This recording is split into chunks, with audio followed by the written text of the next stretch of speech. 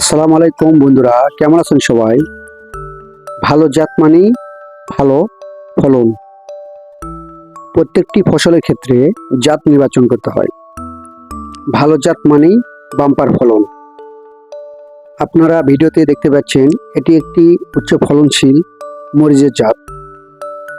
এই জাতটি খুবই ভালো, উচ্চ ফলনশীল এবং রোগবালাই কম।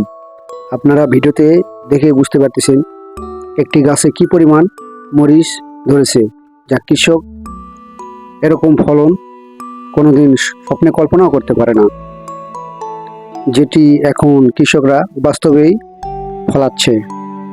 এই জাতের মরিচ আকাশের দিকে মুখ করে থাকে এবং প্রচুর পরিমাণে ঝাল হয়। এই জাতের মরিচ বাজারে প্রচুর চাহিদা, কৃষক চাষ করে ভালো লাভবান হয়। এটি কি জাতের মরিচ আপনারা জানতে চাইলে আমার চ্যানেলটি সাবস্ক্রাইব রাখুন। পরবর্তী ভিডিওতে আপনার